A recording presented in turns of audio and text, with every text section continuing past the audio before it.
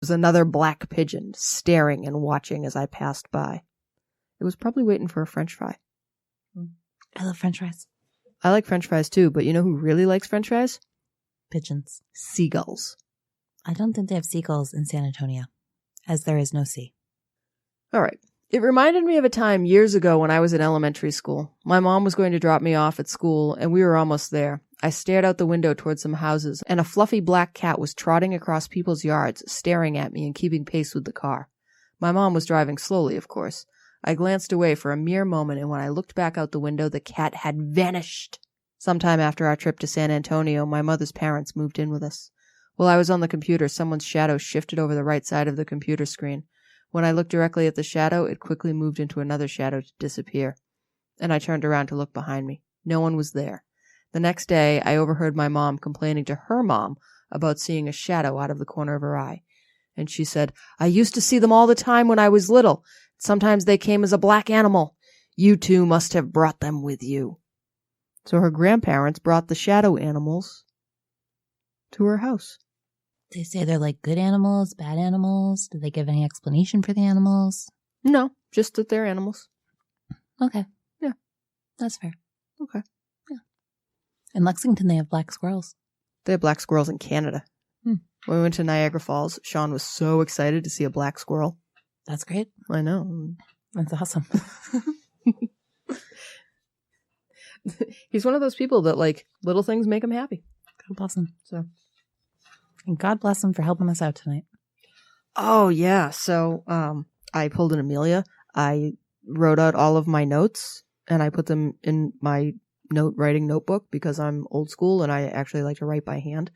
So that's why you hear me flipping all these papers around here.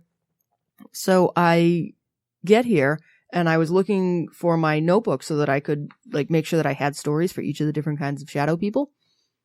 I didn't have my notebook.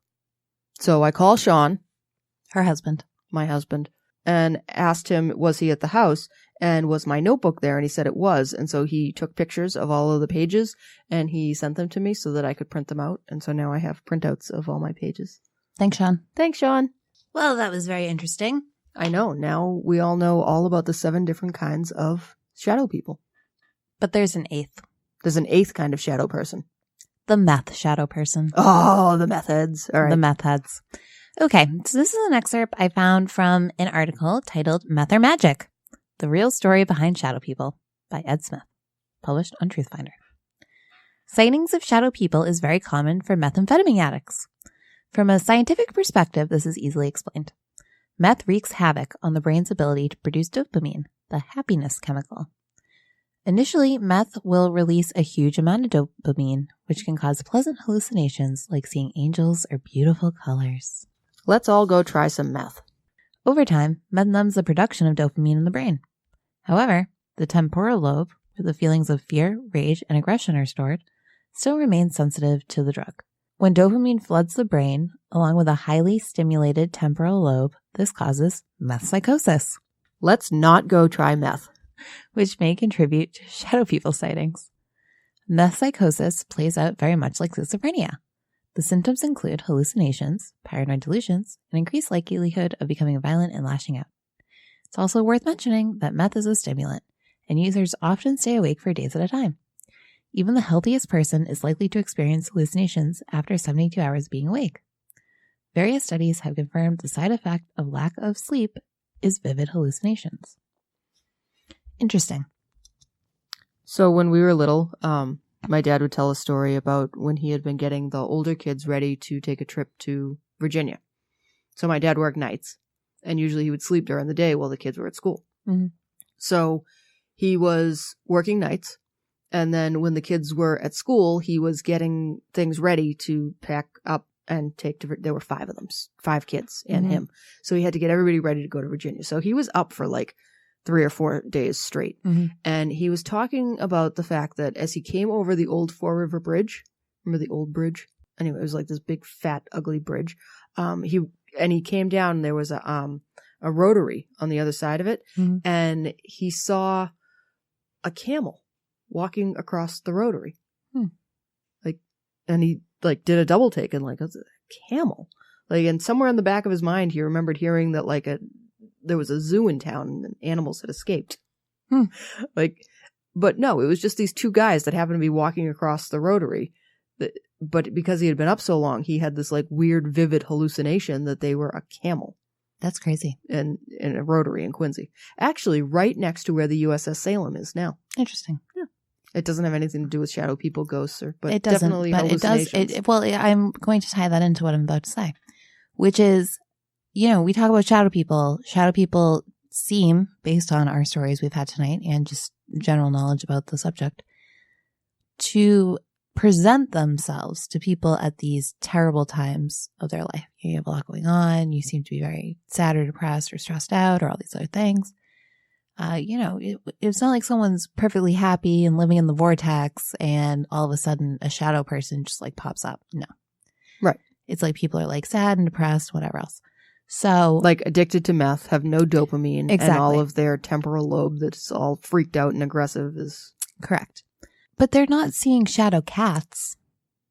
They're not all seeing camels walking across the street. No. They're all seeing shadow people. Right. That's the interesting part. Like, you know what I mean? It's not like they're all seeing clowns. They're not all seeing... In fact, none of them are seeing clowns as far as we know. As far as we know. Not enough of them to have them write into us about it. But, it's... So I just think that's interesting. You know what I mean? Like, even that... Like, okay, yeah, all right. Yeah, they're on meth. I get that. I get they're on meth. I get they're up for days at a time. But they're all having the same hallucination. What is that? I don't know. That's strange, right? It is. I don't know. Just thought it was worth mentioning. Definitely worth mentioning. Worth thinking about. Yeah. Food for thought. Yeah. And yet another reason why we should say no to drugs. Yes. Yes. Especially meth. Especially meth. It messes your teeth up. And if you're thinking about meth, watch Breaking Bad. It's no fun. Did you see Breaking Bad? No. They don't need us to tell them don't do meth. Everyone knows don't do meth. And while you're at it, don't do heroin, okay? Did no one ever tell you that? Great, now they did. Just don't do it. Try to drink in moderation as well.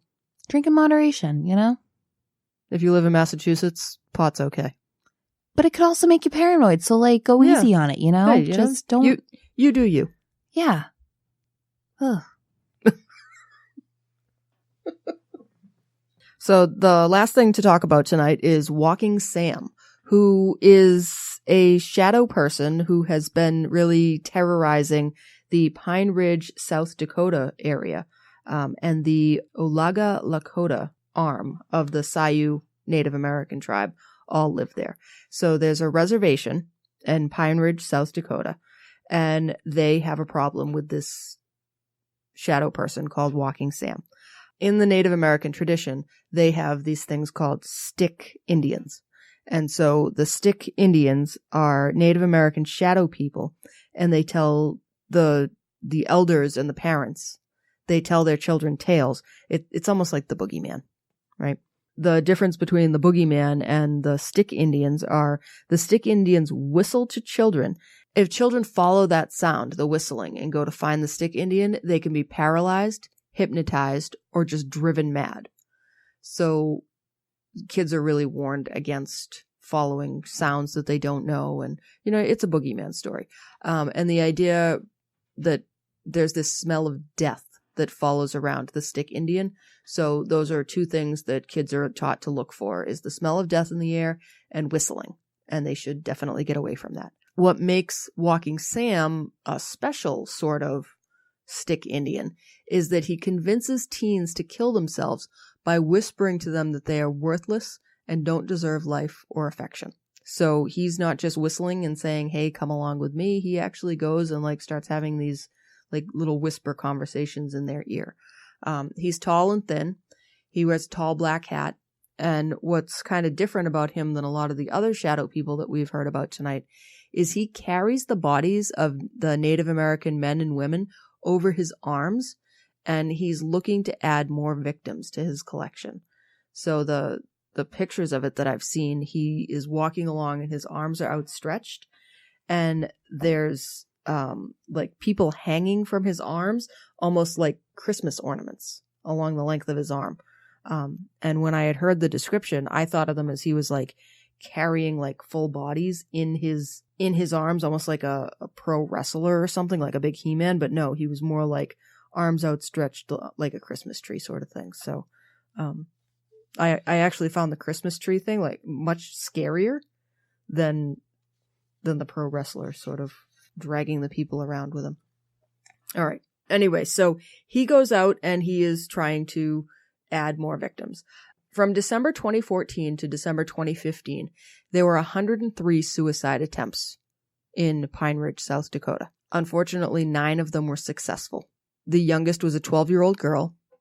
Oh, that's tragic. It isn't it? And the oldest was not even 24 years old. There have been incidents of people are sharing how to make a noose videos on Facebook. The people in the tribe are all sharing these with each other.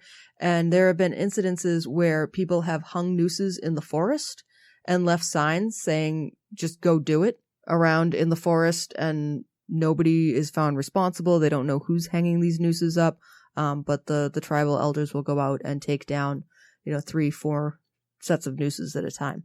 There have been a few times that group suicides have been narrowly saved, that the elders found out that there was a group of kids going out with the intention of killing themselves, and they showed up there really at the last minute. Like the kids might already have the nooses hung up and they're, climbing up the trees, getting ready to jump. So, it's really a serious problem out in Pine Ridge, South Dakota.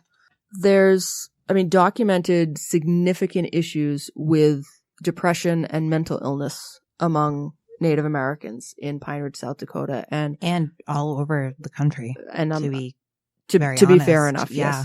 Yes, it's a huge problem. But in Pine Ridge, South Dakota, there's like 40,000 people that live there, and there's 6 mental health counselors. Yeah, like that. It's just disgusting. It is disgusting.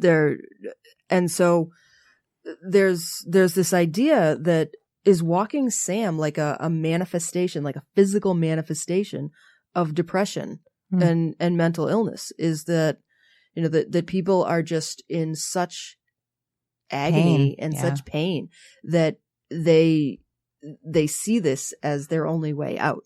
And it's really sad. So I have kind of a theory here that the tribe believes that the land that they live on and can feel, it can remember and, express the pain that's gone through there. So Pine Ridge, South Dakota, is actually about 16 miles away from Wounded Knee, which probably sounds familiar to most people who took American history.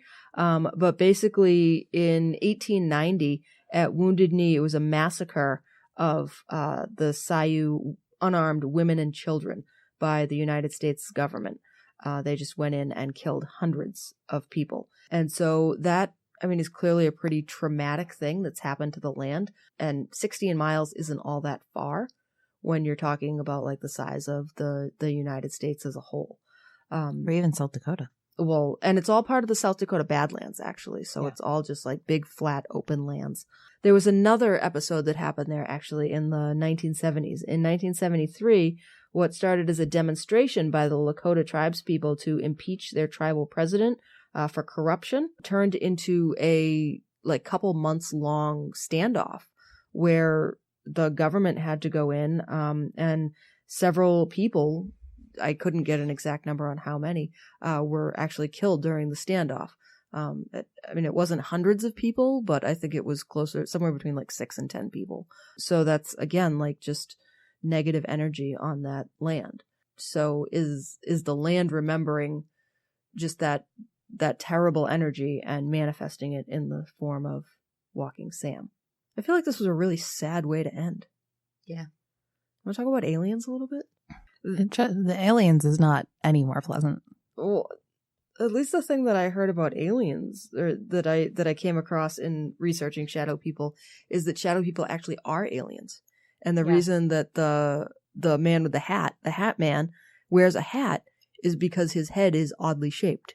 And so it's to blend in. Yes, it's believed. The one weird thing about it is that typically shadow people are seen as very tall, while gray aliens, which is what is thought to maybe be the shadow people, tend to be shorter in stature. So that's very interesting. But also, it tends to happen with alien abductions. There was a very famous abduction that happened in 1993.